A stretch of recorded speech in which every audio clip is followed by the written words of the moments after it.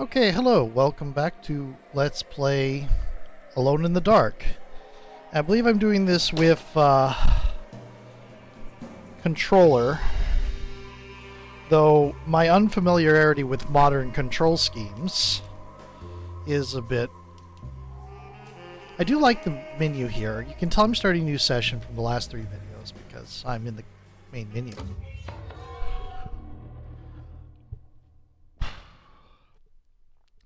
The way the talisman twists down there in the lower right as the loading icon is interesting. Neat little Guga. Is it Guga or Giga? Huh. I do not have much health. Okay. First things first. Obsolete items have been archived. Family Bible Sabotage Picayune Post. Talisman Schematics. Despite making a fool of herself in front of Dr. Gray and Detective Conby, Emily felt surprisingly invigorated. She felt absolutely sure that it was her manipulation of the talisman that had brought her back to Desetto. Jeremy mentioned 2 items in his commonplace book that somehow connected him to 2 more dreams, or whatever they should be called. If Jeremy had 2 more worlds open to him, then maybe he would hide there if he was scared. Or maybe he found a way to Terrawea, the place Jeremy so desperately wanted to visit. Excited to follow up on her clues, Emily set out to find the old clock and the boiler. Well, we found a long engagement, Jeremy's warning, Lottie's diary, the commonplace book. This... Huh. Batiste's keys.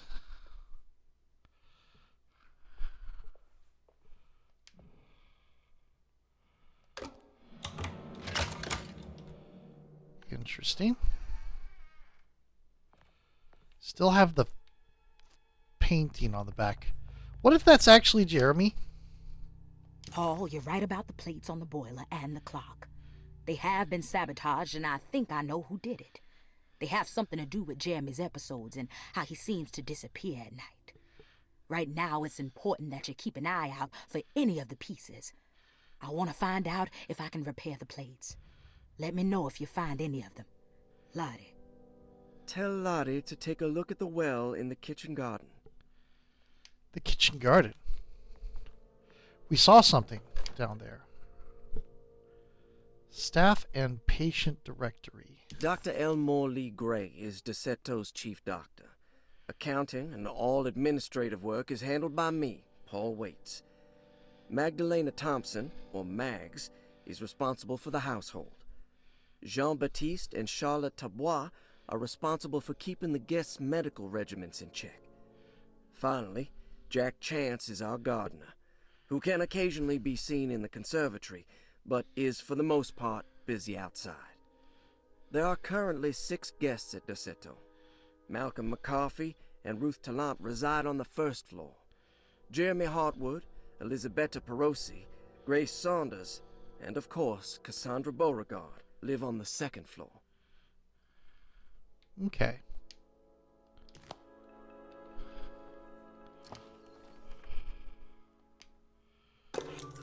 Room key number 6.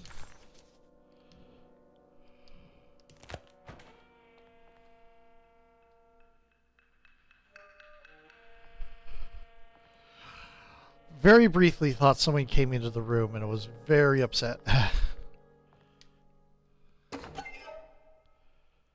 Rorschach. When it makes you worse. I hope I didn't miss one in that other place. Looks sturdy. Doubt I'll be opening this.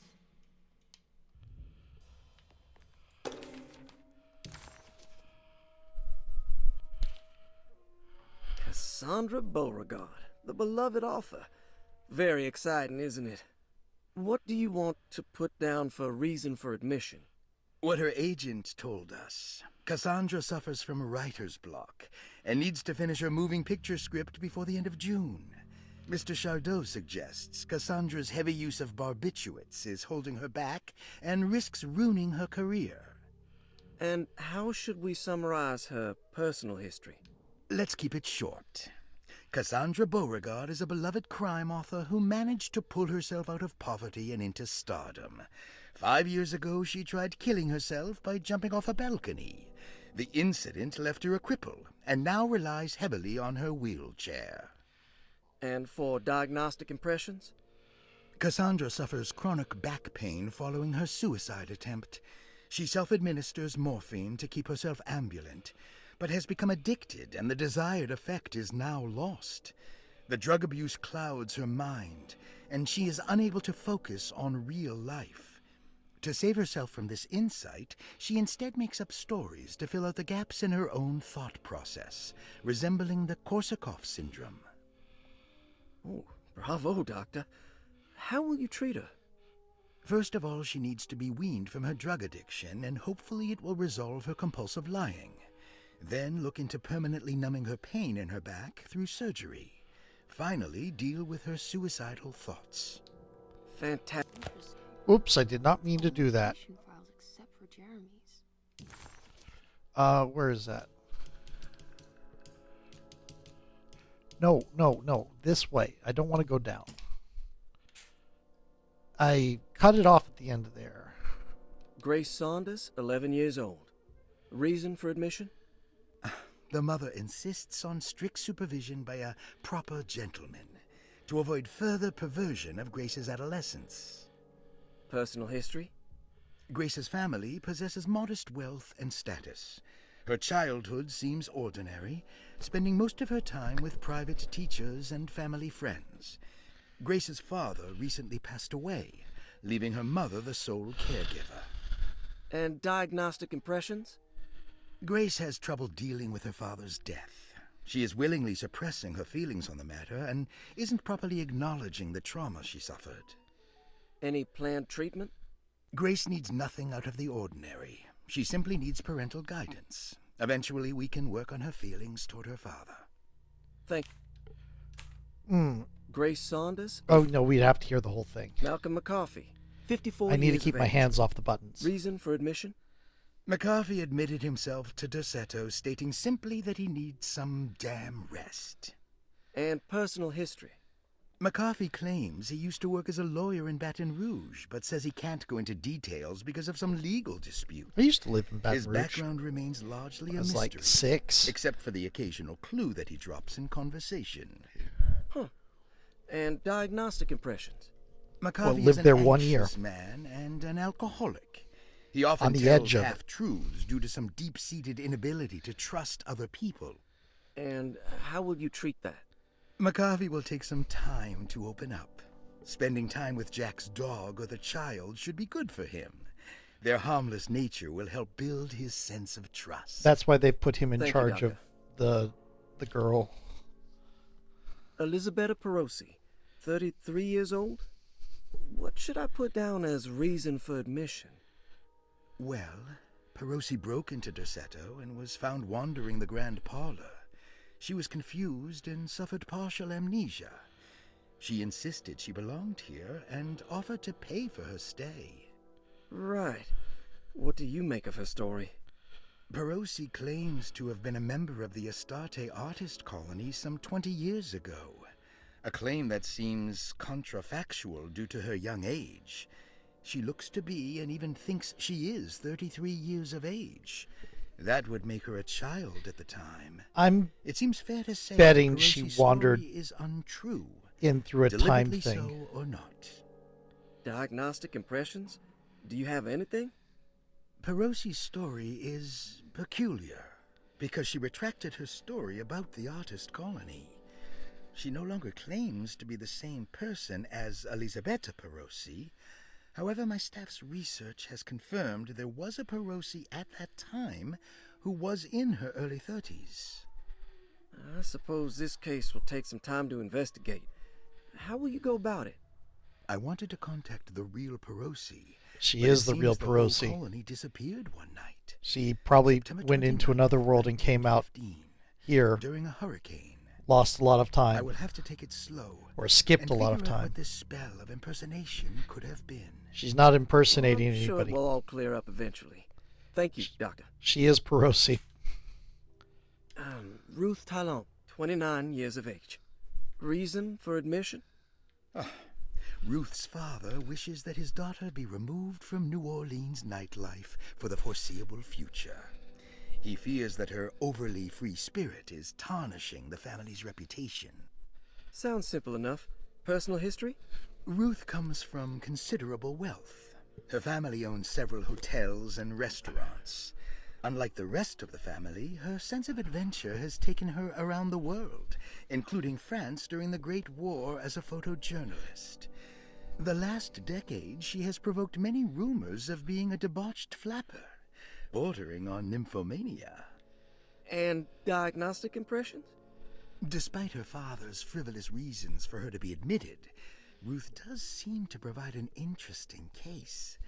She is refreshingly open and doesn't shy away from talking about her life during the war or her continuous celebration after returning to the States. She is admittedly a sexual deviant and feels no remorse. And her treatment plan? Simply staying at Derceto should do wonders for Ruth. If not, at least for her family's reputation. Ruth doesn't need to change, but with therapy I might be able to share with her some sympathy towards her family. I doubt she will settle down and become as dull as the rest of them, but at least she might try to be more discreet in the future. I'm guessing she's a lesbian.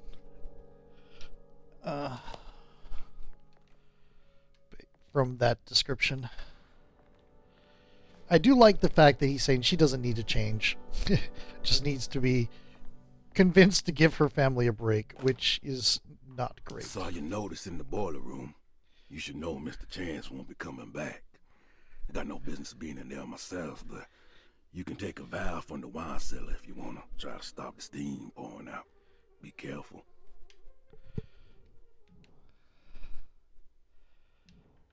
Okay, so yeah, that's Batiste. I need the key.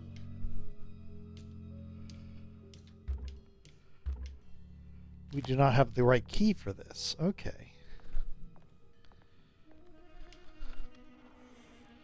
Okay. Now, there's the conservatory. Where's the kitchen? Excuse me. Ugh. The kitchen's going to be downstairs. Ah, it looks like we do have a key to the library now, though. Interesting. Maybe we should go look into that. Is it through here?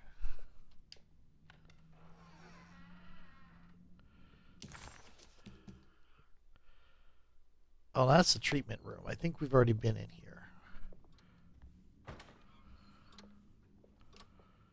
Yeah, that's barred. Okay. Yeah, we came in here in chapter 1 before we found the other world.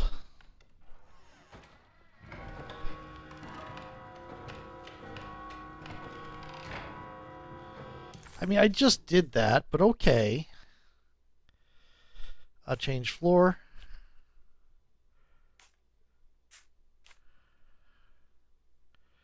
There's the kitchen garden. And there's the puzzle piece there. Yep. And in the boiler room. Okay. Whoa, hold it.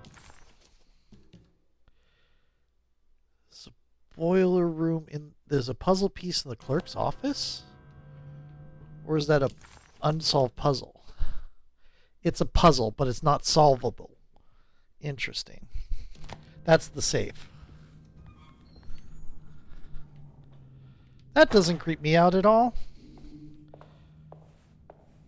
I can't leave. I need to find Jeremy. Okay, it's just going to narratively say we can't leave. Okay, which one is which? I think this one's going to be locked here. Nope. This is the piazza.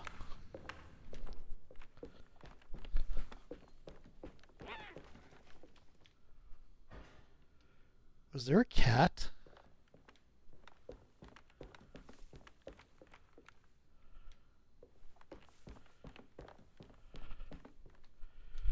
Oh, I do not like this.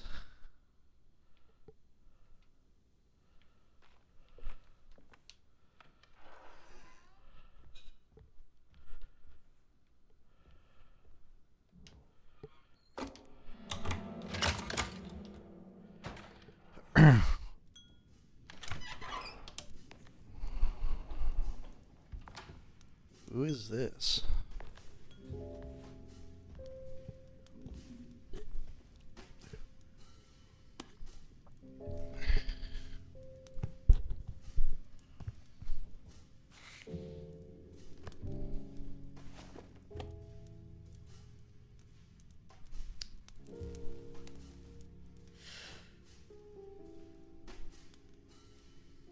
I like her outfit.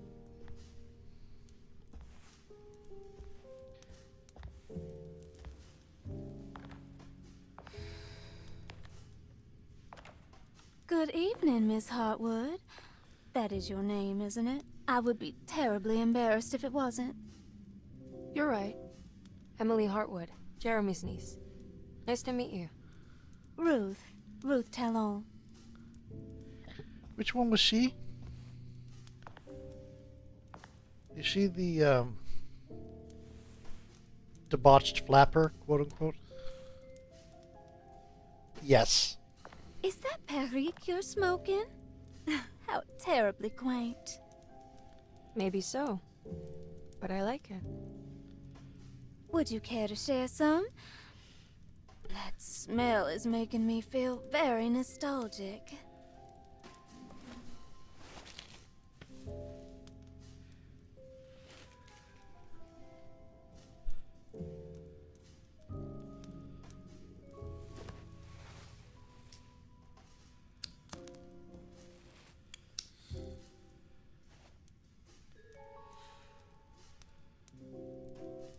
Is it all that you hope for?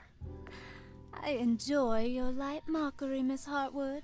I can tell we would make great friends. How flattering.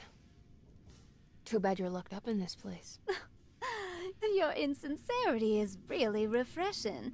I wish you were mad as I am. Then you could stay. Give it a few years and I might just be. Lunacy is one of my family's few privileges. Oh, good. I'll be looking forward to it. I see your smile there, Emily. You don't know anything about what happened to Jeremy, do you? Everyone here is really strange, and it's hard to know what to make of anything you hear. Occasionally, it sounds quite exciting, though. Good versus evil and all that. I'm sorry, but I don't think I have anything useful to share. It's very It doesn't neat, matter. the graphics. Thank you for the much-needed break. Bon voyage.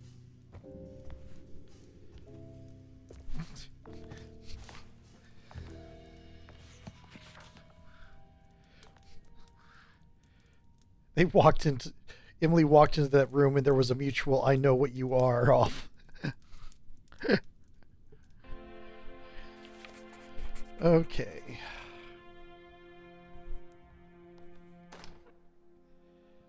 Huh. Lost Plantations of Louisiana, Thierry Briclot, 1917. Derceto was a small plantation on the eastern shore of Lake Pontchartrain.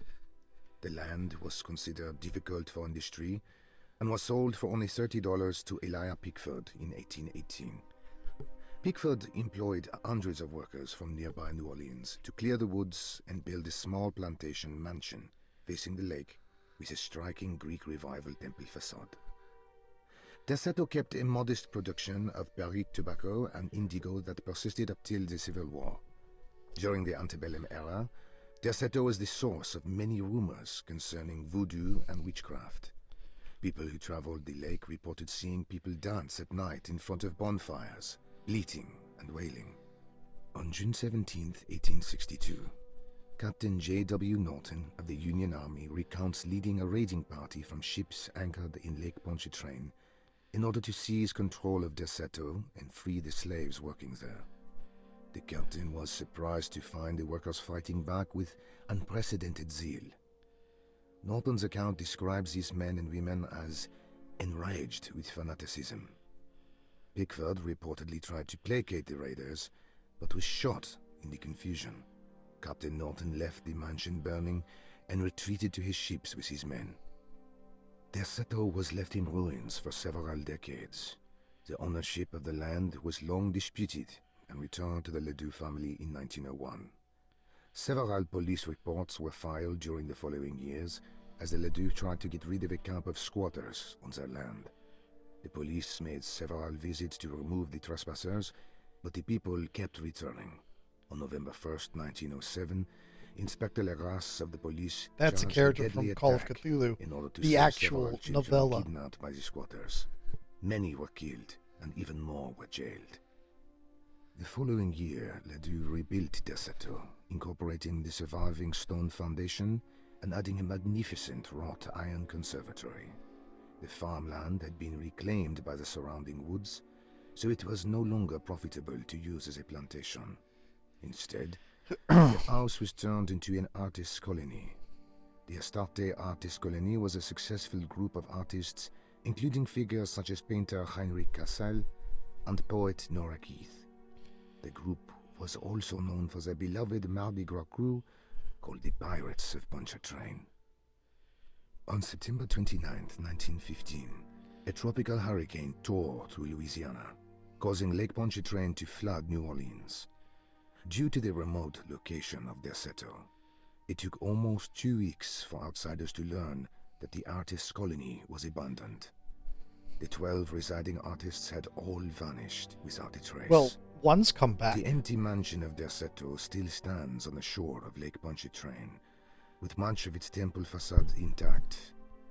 The Ledoux family currently has no intention of repairing the house.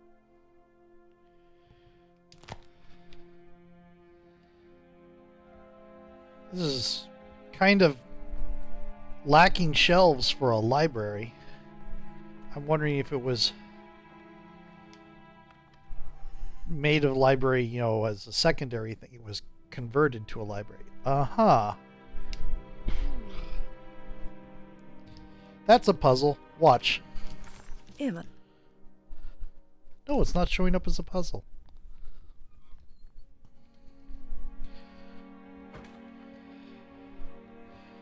The doors closing themselves very quietly.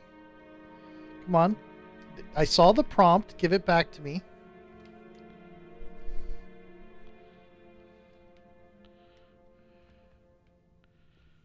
There we go. Yes. Okay.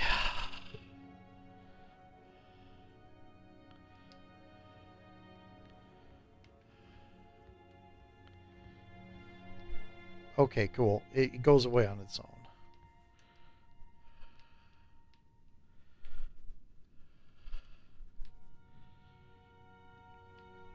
This door...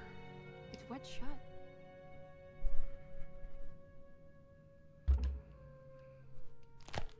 Oh, it's wedged from the other side. Got it. Yeah. Wait. The image we saw in the talisman was a torn down portrait like this one. Oh no.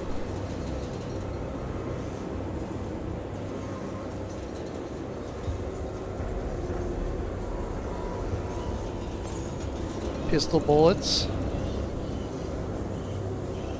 Creepy birds. More pistol bullets. No, I want the poker.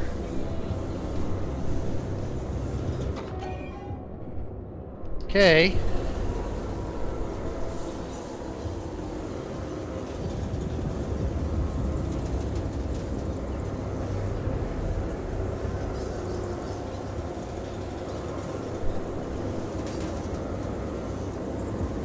are you? Another weapon. There are 2 melee weapons in here.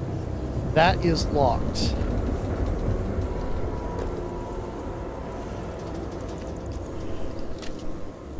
Maybe I shouldn't be opening this. Whoa. Whoa, whoa, whoa, whoa. There was an autosave there, I think, too. Okay. I think that is a good place to switch to a new video. See you in a moment.